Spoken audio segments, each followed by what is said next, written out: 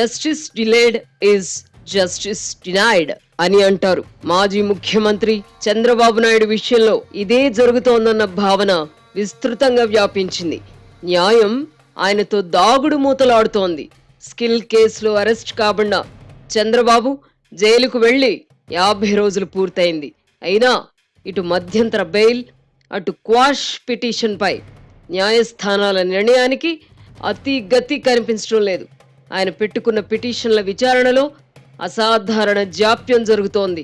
న్యాయం ఆయనకు ఎండమావిలా మారింది. మిగతా వ్యవస్థలలో అన్యాయం జరిగినప్పుడు ఎవరైనా న్యాయ వ్యవస్థను ఆశ్రయిస్తారు. అలాంటి న్యాయస్థానాలలోనే చంద్రబాబు స్థాయి వ్యక్తికి కూడా న్యాయం సకాలంలో లభించకపోవడం విపరీతం కాదా? ఏ స్కిల్ కేసులో అయితే సిఐడి అధికారులు ఆయనను అరెస్ట్ చేశారో అదే కేసులో ప్రధాన నిందితునికి కూడా 33 రోజులకే బెయిల్ లభించింది. ప్రధాన నిందితుడు కన్విల్కర్ మనీ లాండరింగ్ కు పాల్పడ్డారని ఈడీ అధికారులు చెబుతున్నప్పటికీ అతనికి బెయిల్ లభించింది. చంద్రబాబు విషయంలో ఇటు సిఐడి గాని అటు ఈడీ గాని మనీ ట్రయల్ జరిగినట్టు ఇంతవరకు నిరూపించలేదు. ఆయనకు డబ్బు ముట్టిందని కూడా చెప్పలేకపోతున్నారు. అయినా 50 రోజులుగా ఆయన జైలుకే పరిమితం కావడం ఏమిటి? చంద్రబాబును అరెస్ట్ చేసిన సిఐడి అధికారులు ఈ 50 రోజుల్లో ఆయనకు వ్యతిరేకంగా కనీసం ఒక్క ఆధారాన్ని కూడా సేకరించలేకపోయారు. అయినా ఆయన ఇంకెన్ని రోజులు జైల్లో ఉండాలి? వివేకానందరెడ్డి హత్యతో సంబంధం ఉందని బల్లగుద్ది మరీ చెబుతున్న సిబిఐ అధికారులు కడప ఎంపీ అవినాష్ రెడ్డిని అరెస్ట్ చేయలేకపోయారు. న్యాయస్థానం కూడా ఈయనకు ఉపశమనం కల్పించింది. ఇదే హత్య కేసులో అవినాష్ రెడ్డి తండ్రి భాస్కర్ రెడ్డికి కూడా ఆరోగ్య కారణాలపై బెయిల్ లభించింది. చంద్రబాబుకు మాత్రం ఆరోగ్య కారణాలపై పెట్టుకున్న బెయిల్ దరఖాస్తు సాంకేతిక కారణాలతో విచారణకు కూడా రాకుండా పోయింది. ఇలాంటి కేసులను విచారణ కోసం లిస్ట్ చేసిన ఆంధ్రప్రదేశ్ హైకోర్టు చంద్రబాబు పిటిషన్ను మాత్రం పట్టించుకోవడం లేదు.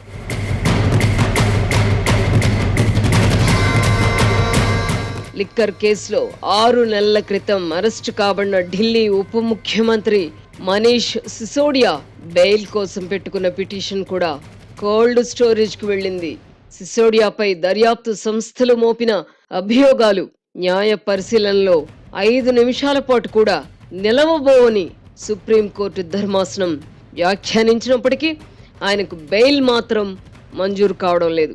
10 నిమిషాల తర్వాత ఉత్తర్వులు ఇస్తామన్న ధర్మాసనం 2 వారాలు గడిచినా పలకడం లేదు.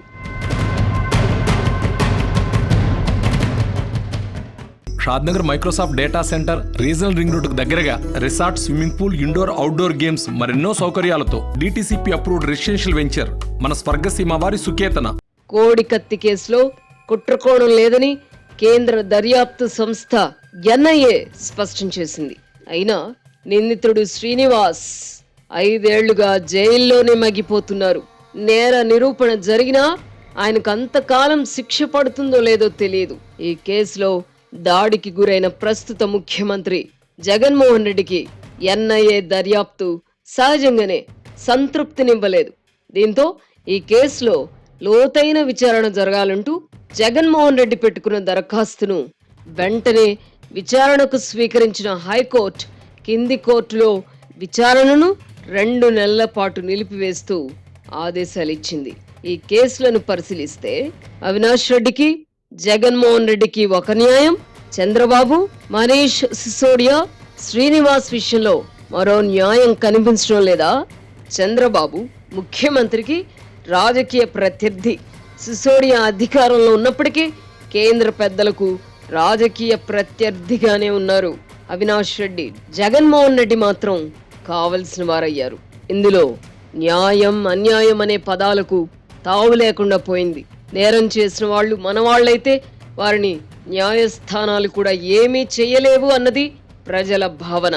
మనవాళ్లు కాని వాళ్ళు నేరం చేయకపోయినా శిక్ష అనుభవించాల్సి వస్తున్నది. ఈ భావన ప్రజలందరిలోనూ ఏర్పడుతోంది. సామాన్య ప్రజలకు న్యాయస్థానాలు మాత్రమే దిక్కు. ఇప్పుడు ఆ న్యాయస్థానాలలో కూడా న్యాయం ఎండమావిగా మారిపోయింది. ఏ కేసులలో నిర్ణయాలు, తీర్పులు వేగంగా వెలువడతాయో, ఏ కేసులలో విచారణకు కూడా అతిగతి ఉండదో తెలియని పరిస్థితి. చంద్రబాబు అండ్ కో వ్యవస్థలను మేనేజ్ చేయడం వల్ల నేరాలు చేసి కూడా తప్పించుకుంటున్నారని జగన్ అండ్ కో ఎప్పటినుంచో అంటున్నారు. ఇదే నిజమైతే అనేక అవినీతి కేసులలో ప్రథమ ముద్దాయిగా ఉన్న జగన్మోహన్ రెడ్డి కనీసం విచారణకు కూడా హాజరు కాకుండా మినహాయింపు ఎలా పొందగలిగారు? ఆయనపై దాఖలైన కేసులు పుష్కర కాలం అవుతున్నా కనీసం విచారణకు కూడా నోచుకోకపోవడం ఏమిటి? దీన్ని బట్టి వ్యవస్థలను ఎవరు మేనేజ్ చేస్తున్నారో అర్థం కావడం లేదా? జగన్ అండ్ కో చెప్తున్న వ్యవస్థలలో న్యాయ వ్యవస్థ కూడా ఉందనుకోవాలి. న్యాయ వ్యవస్థను మేనేజ్ చేయవచ్చునని ఆయన భావించడం సహజం. ఎందుకంటే ఆయన ఎలా కోరుకుంటున్నారో న్యాయస్థానాలలో అలాగే జరుగుతోంది. పలు అవినీతి కేసులలో ముద్దాయిగా ఉన్న వ్యక్తి వ్యవస్థలను మేనేజ్ చేసే పరిస్థితిలో ఉండడం దౌర్భాగ్యం కాదా? ప్రజాస్వామ్యానికి ఇంతకు మించిన ముప్పు ఏముంటుంది? తాను నిర్దోషిని రుజువు చేసుకున్న మీదటే చంద్రబాబు బయటకొస్తే మంచిది, బెయిల్ కోసం దరఖాస్తెందుకు అని సజ్జల వంటి వారు శుద్ధులు చెప్తున్నారు. ఈ మాటలు గురువింద సామెతకు ఖచ్చితంగా సరిపోతాయి. వివేకానందరెడ్డి హత్య కేసులో తన పాత్ర లేదని రుజువు చేసుకోకుండా అవినాష్ రెడ్డి బెయిల్ కోసం ఎందుకు వ్యవస్థలను మేనేజ్ చేశారో సజ్జల అండ్ కో చెబుతారా? తాను అవినీతికి పాల్పడలేదని రుజువు చేసుకోకుండా దశాబ్ద కాలం నుంచి జగన్మోహన్ రెడ్డి బెయిల్ పై ఎందుకుంటున్నారో చెబుతారా?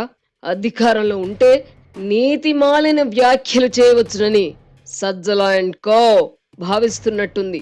జగన్ వంటి వారిని చూశాక ఈ దేశంలో ఏ వ్యవస్థనైనా మేనేజ్ చేయవచ్చునన్న భావన దేశ ప్రజలలో ఏర్పడిన మాట నిజం కాదా? న్యాయ వ్యవస్థ కూడా మిగతా వ్యవస్థల జాబితాలో చేరిపోవడం నిజం కాదా? న్యాయ వ్యవస్థపై ఎప్పటినుంచో విమర్శలు వస్తున్నాయి. అయితే న్యాయ వ్యవస్థలో కొంతమంది పుణ్యమాని ఆ వ్యవస్థపై ప్రజల్లో నమ్మకం పూర్తిగా పోలేదు. అయితే అనేక కేసులలో నిందితులుగా ఉన్న జగన్మోహన్ రెడ్డి వంటి వారు కూడా వ్యవస్థలను మేనేజ్ చేయగలుగుతున్నారంటే అంతకంటే విషాదం ఏముంటుంది? ఏ వ్యవస్థను ఎవరు మేనేజ్ చేయగలిగినా చివరికి న్యాయ వ్యవస్థ ఉంది కదా, న్యాయం దక్కకపోదు అనే నమ్మకం ఇప్పటి వరకు ప్రజల్లో ఉంది. ఇప్పుడు న్యాయ వ్యవస్థలో చోటు చేసుకున్న పరిణామాలను చూస్తుంటే ఆ విశ్వాసం కూడా సడలుతోంది. చంద్రబాబు విషయంలో జరుగుతున్న అసాధారణ జాప్యం దేనికి సంకేతం? జగన్ వంటి వారు న్యాయ వ్యవస్థను కూడా చెరబట్టారని ఎవరైనా విమర్శిస్తే తప్పు పట్టాల్సింది ఏముంది? క్వాష్ పిటిషన్ లో గాని బెయిల్ పిటిషన్ లో గాని రోజుల తరబడి వాదనలు జరగడం, నిర్ణయాలకు అతిగతి లేకుండా పోవడం, ఆరోగ్య కారణాలపై పెట్టుకున్న మధ్యంతర బెయిల్ పిటిషన్ విచారణకు కూడా నోచుకోకపోవడం దేనికి సంకేతం?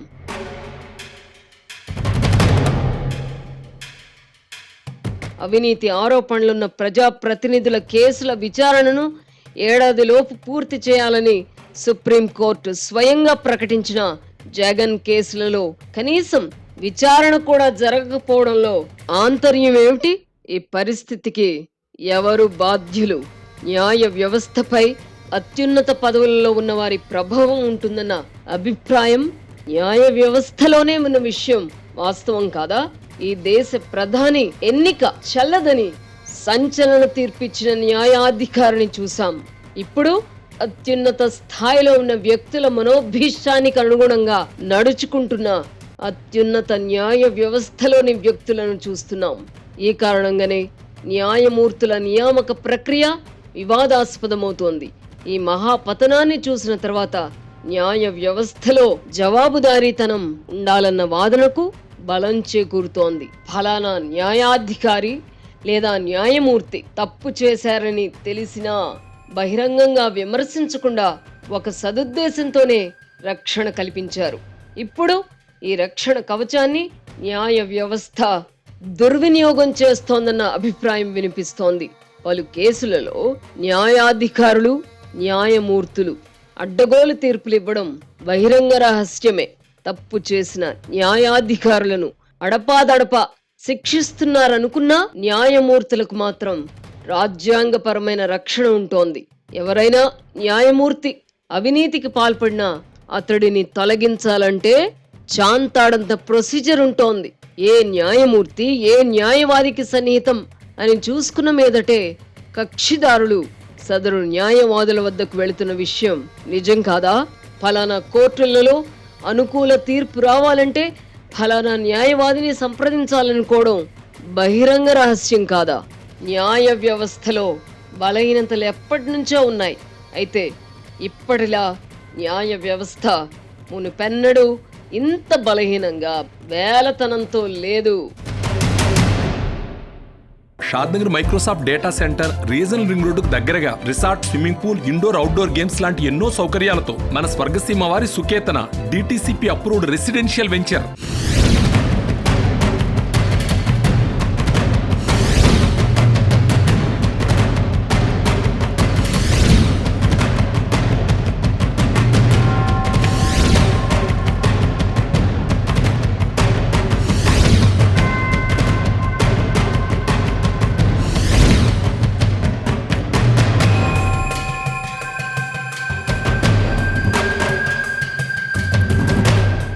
ఇంతకు స్కిల్ కేసులో చంద్రబాబు చేసిన నేరం ఏమిటి? ఆయన అవినీతికి పాల్పడినట్టు ఆధారాలున్నాయా?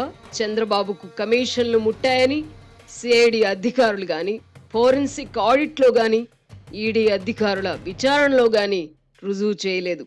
కనీసం ప్రాథమిక ఆధారాలు కూడా సేకరించలేకపోయారు. అయినా ఆయనకు జ్యుడిషియల్ రిమాండ్ విధిస్తూ ఏసీబీ కోర్టు న్యాయాధికారి ఆదేశాలు జారీ చేశారు. ఈ కేసులో మనీ ట్రయల్ జరగలేదని ఇవాళ కాకపోయినా రేపైనా స్పష్టమవుతుంది. అప్పుడు కనీస ఆధారాలు కూడా లేని ఒక కేసులో చంద్రబాబును రిమాండ్కు పంపిన న్యాయాధికారి ఏ బాధ్యత తీసుకుంటారు? సదరు న్యాయాధికారి తప్పు చేస్తుంటే ఆమెపై చర్యలు తీసుకునే పరిస్థితి ఉంటుందా? ఇవాళ అధికారులు అంతో ఇంతో ఒళ్ళు దగ్గర పెట్టుకుని ఉంటున్నారంటే న్యాయస్థానాలను చూసి భయంతోనే కదా. భయం లేనప్పుడు మరింత విచ్చలవిడితనం వచ్చుండేది. న్యాయ వ్యవస్థలో కూడా ఇలాంటి భయం ఉండాల్సిన అవసరం ఉందా లేదా అన్న దానిపై చర్చ జరగాలి. మేం ఏ నిర్ణయాలు తీసుకున్నా, అపసవ్య తీర్పులు ఇచ్చినా మమ్మల్ని ఎవ్వరూ ఏమీ చెయ్యలేరు అన్న భావన న్యాయ వ్యవస్థలో ఉండడం వల్లనే కదా జవాబుదారీతనం లోపిస్తున్నది. పటిష్టమైన సాక్ష్యాధారాలు లేకపోయినా ముఖ్యమంత్రిగా పనిచేసిన వ్యక్తిని 50 రోజులుగా జైల్లో నిర్బంధించడం అనేక ప్రశ్నలను మనందరి ముందు ఉంచుతున్నది. ఒకే తరహా కేసులో ఒక్కో రకంగా న్యాయ వ్యవస్థ వ్యవహరించడం అన్యాయం కాదా? న్యాయం చేయమని తమ తలుపు తట్టే వారికి అన్యాయం చేయడం న్యాయ వ్యవస్థకు శోభనివ్వదు. అదే వరవడి కొనసాగితే న్యాయస్థానాల పేరు మార్చాలన్న డిమాండ్ కూడా రావచ్చు. న్యాయమూర్తుల పట్ల ఒకప్పుడు ప్రజల్లో అపార గౌరవం ఉండేది. ఇప్పుడు ఏ కేసు ఎవరి దగ్గరకు వస్తే తీర్పు ఎలా ఉండబోయేది ముందుగానే ఊహించుకుంటున్నారు. న్యాయం మాత్రమే జరగాలని కోరుకునేవారు నిక్కచ్చిగా వ్యవహరించే న్యాయమూర్తుల వద్ద తమ కేసుల విచారణ జరగాలని కోరుకోవడం నిజం కాదా? చంద్రబాబు ఇవాళ కాకపోతే రేపైనా విడుదలవుతారు. న్యాయ వ్యవస్థ మాత్రం ఆత్మ పరిశీలన చేసుకోవాల్సిన తరుణం ఆసన్నమైంది. ప్రజలు అమాయకత్వం వల్లనో లేక ఆశపడో ముద్దాయిలకు అధికారం అప్పగించినంత మాత్రాన అత్యున్నత స్థాయిలో ఉన్న న్యాయమూర్తులు వారిని వ్యక్తిగతంగా కలుసుకోవచ్చా? అలా చేస్తే తప్పుడు సంకేతాలు వెలువడవా? కేసుల్లో చిక్కుకున్న వ్యక్తులు అధికారంలోకి వచ్చినప్పటికీ అలాంటి వారితో ఎలాంటి ఒప్పందాలు చేసుకోకూడదన్న నిబంధన అనేక దేశాల్లో ఉంది. జగన్ విషయమే తీసుకుందాం. ముఖ్యమంత్రి హోదాలో ఆయన ప్రధానమంత్రిని, ప్రధాన న్యాయమూర్తులను కలుసుకున్నారు.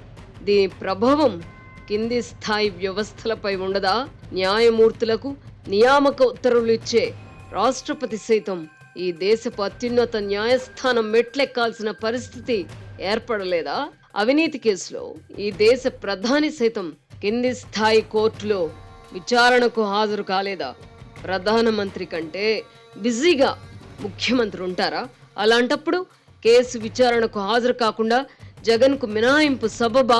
ఇలాంటి అనేక ప్రశ్నలకు సమాధానాలు దొరకవు. జగన్ కేసుల విచారణను ఏడాదిలోపు పూర్తి చేయలేరా?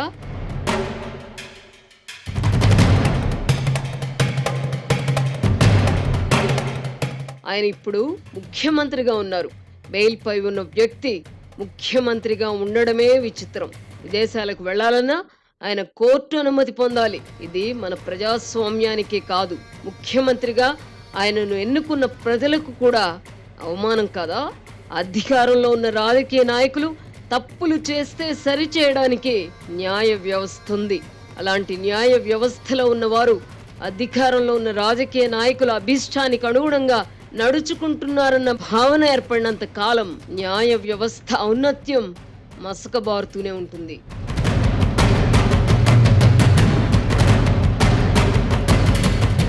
జైలులో తన ప్రాణాలకు ముప్పుందని రాజమండ్రి జైల్లో ఉన్న చంద్రబాబు ఏసీబీ కోర్టు న్యాయాధికారికి లేఖ ద్వారా మొరపెట్టుకున్నారు. ఈ లేఖపై న్యాయాధికారి ఏ నిర్ణయం తీసుకుంటారో వేచి చూడాలి. కారాగారంలో పరిస్థితులు ఎలా ఉంటాయో చాలా మందికి తెలిసిందే. కొంతకాలం క్రితం హైదరాబాద్లోని చెంచల్గూడ జైల్లో 2 నెలల పాటు గడిపిన ఒక రాజకీయ ప్రముఖుడిని అక్కడి పరిస్థితుల గురించి నేను అడిగాను. ఆయన చెప్పిన మాటలు విన్నాక నేను నోరెళ్లబెట్టాల్సి వచ్చింది. ఆయన చెప్పిన దాని ప్రకారం జైల్లో సకల సౌకర్యాలు లభిస్తాయి. మాంసాహారంతో పాటు ఏం కావాలన్నా వండి పెట్టేవారు సిద్ధంగా ఉంటారు. కాళ్ళు ఒళ్ళు మర్దన చేసేవాళ్ళు కూడా ఉంటారు. రాత్రి వేళల్లో మందు కావాలన్నా సరఫరా చేస్తారు. ఇవన్నీ చేయడానికి చెంచల్గూడ జైల్లో ఒక ముఠా ఎప్పుడూ రెడీగా ఉంటుందట. దాదాపు 20 మంది విచారణ ఖైదీలు ఈ సేవల కోసం ఉంటారు. వాళ్ళు బెయిల్పై వెళ్ళిపోతే వెంటనే మరో ముఠా విచారణ ఖైదీలుగా వస్తారట. జగన్ అండ్ కో చెంచల్గూడ జైల్లో ఉన్నప్పుడు ఇలాంటి ఏర్పాట్లుండేవి. అప్పుడు అధికారంలో ఉన్న కిరణ్ కుమార్ రెడ్డి ప్రభుత్వం జగన్ అండ్ కోపై ప్రత్యేక దృష్టి పెట్టలేదు. దీంతో జగన్ అండ్ కో ఆడుతూ పాడుతూ జైలు జీవితం గడిపేశారు. ఇప్పుడు చంద్రబాబు పరిస్థితి వేరు. ముఖ్యమంత్రి జగన్మోహన్ రెడ్డికి ఆయన పట్ల ఎంత కక్ష ఉందో అందరికీ తెలిసిందే. చంద్రబాబు ప్రతి కదలికను ఉన్నత స్థాయిలో ఉన్నవారు ఎప్పటికప్పుడు తెలుసుకుంటారు. దీంతో జైలు అధికారులు కూడా చంద్రబాబుకు ఎలాంటి వెసులుబాటును ఇవ్వడం లేదు. చెంచల్గూడ జైల్లో లభించే భోగాలు చంద్రబాబుకు అందుబాటులో ఉండవు. ఈ నేపథ్యంలో చంద్రబాబు రాసిన లేఖలోని అంశాలు ఆందోళన కలిగిస్తున్నాయి. జగన్మోహన్ రెడ్డి మళ్లీ ముఖ్యమంత్రి అవుతారు, చంద్రబాబు చస్తారు అని వైసీపీ ఎంపీ గోరంట్ల మాధవ్ ఏ ఉద్దేశంతో అన్నారో తెలియదు గాని ఈ వ్యాఖ్యలు చంద్రబాబు వ్యక్తం చేసిన ఆందోళనకు బలం చేకూరుస్తోంది. Shadnagar Microsoft data centre, regional ring road దగ్గరగా resort, swimming pool, indoor outdoor games ఇలాంటి ఎన్నో సౌకర్యాలతో మన స్వర్గసీమ వారి Suketana DTCP approved layout. Jaganmohan Reddy నైజం గురించి ఆయన కుటుంబ సభ్యులు కూడా ఇప్పుడిప్పుడే నోరు విప్పుతున్నారు. వారం రోజుల క్రితం జగన్ తల్లి విజయలక్ష్మి ఒంగోలు వెళ్లి మాజీ మంత్రి బాలినేని శ్రీనివాసరెడ్డిని కలిశారు. ఆ సందర్భంగా ఆమె చేసిన వ్యాఖ్యలు, పెట్టిన శాపనార్థాలు జగన్ ఎటువంటి వారో చెప్పకనే చెబుతున్నాయి.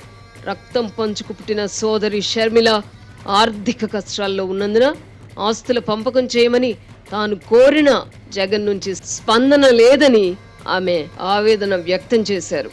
తాను షర్మిల ప్రస్తుతం ఉన్న దుస్థితికి జగన్ భార్య భారతి ప్రధాన కారణమని ఆమె నిందించారు కూడా. సొంత సోదరికి అన్యాయం చేస్తున్న జగన్ రెడ్డి బాగుపడడు అని కూడా విజయలక్ష్మి శాపనార్థాలు పెట్టారు. ఈ సందర్భంగా విజయలక్ష్మి, బాలినేని కూడా కన్నీళ్లు పెట్టుకున్నారు.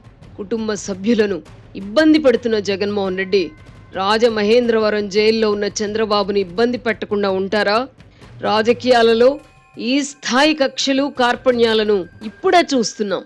ఒకప్పుడు తమిళనాడులో కరుణానిధి, జయలలిత మధ్య నెలకొన్న వైరం గురించి కథలుగా విన్నాం. ఇప్పుడు ఆంధ్రప్రదేశ్లో చూస్తున్నాం. చంద్రబాబును జైలులో బంధించి జగన్మోహన్ రెడ్డి ఏం సాధించారో తెలియదు కానీ చంద్రబాబు ఏమిటో ప్రపంచవ్యాపితంగా మరోసారి అందరూ జ్ఞప్తికి తెచ్చుకుంటున్నారు. ఐటీని ప్రోత్సహించడం వల్ల మంచి మంచి ఉద్యోగాలు చేసుకుంటున్న ఐటీ ఉద్యోగులు ఇప్పుడు హైదరాబాద్లోనే కాకుండా పలు ఇతర రాష్ట్రాలలో విదేశాలలో సంఘీభావ ర్యాలీలు చేస్తున్నారు. ఆయన వల్ల హైదరాబాద్ ఎలా అభివృద్ధి చెందిందో తెలుసుకునే అవకాశం ఈ తరానికి వచ్చింది. బ్లెస్సింగ్ ఇన్ డిస్గైజ్ అంటే ఇదేనేమో.